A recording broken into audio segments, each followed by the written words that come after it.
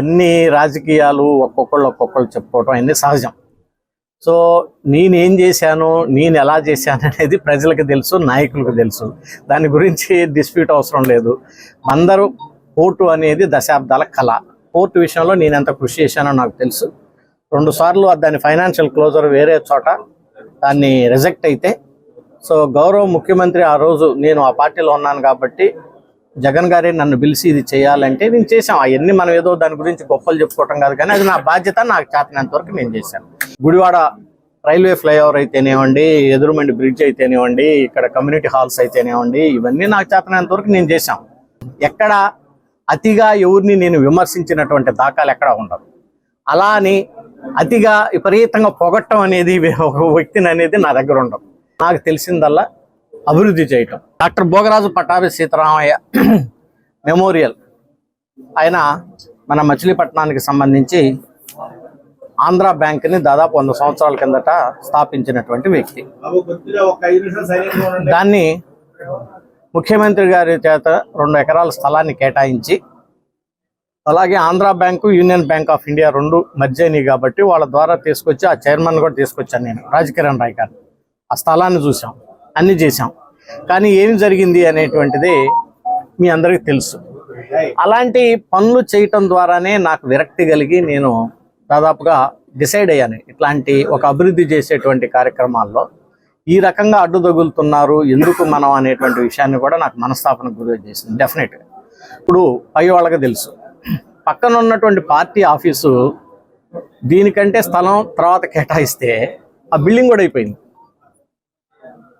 దేనికి అంత బిల్డింగ్ ఇక్కడ వైఎస్ఆర్సీపీ కాంగ్రెస్ పార్టీకి 2 ఎకరాల్లో ఆఫీస్ అవసరం? భారతీయ జనతా పార్టీ బీజేపీకి దాదాపు ఒక 10 రాష్ట్రాల్లో ముఖ్యమంత్రులు ఉన్నారు, 15 రాష్ట్రాల్లో ముఖ్యమంత్రులు ఉన్నారు, ప్రధానమంత్రి ఉన్నారు, క్యాబినెట్. వాళ్ళది ఢిల్లీలో ఉన్నటువంటి ఆఫీసు 1 ఎకరంలో ఉంటుంది. ఇక్కడ మరి దేనికో మరి నాకైతే అర్థం కాదు. సరే కట్టుకున్నారు వాళ్ళు. భోగరాజు పట్టాభి సీతారామయ్య దాని గురించి కట్టుకోవటంలో అంత ఎదుర్కోవాల్సినటువంటి అవసరం ఏముంది, అంత అడ్డుపడాల్సినటువంటి అవసరం ఏముంది? అది నేను యాక్చువల్గా నేను ఎస్టిమేషన్ వేపించి నేను వేరే ఒక సెంట్రల్ గవర్నమెంట్ దగ్గర నుంచి తీసుకొస్తానని చెప్పేసి నేను ఆ వర్గానికి చెందినటువంటి అంబేద్కర్ యొక్క అసోసియేషన్ వాళ్ళ దగ్గర కలిసి నేను పిలిపించి మాట్లాడితే అతను దాన్ని అనేక విధాలుగా అడ్డు తగిలారు. ఇప్పుడు ఇది ఎట్లా ఉంటుందంటే, ఒకళ్ళు చేయరు, ఇంకొకళ్ళు చేస్తేనేమో చేయనీరు. సో ఏదన్నా ఉంటేనేమో దాన్ని గందరగోళాలు చేయటం, ప్రజల్లో ఇది చేయటం, ఇవన్నీ కూడా జస్ట్ ఆఫ్ కోర్స్ ఇవన్నీ ప్రజలు చూస్తూనే ఉంటారు.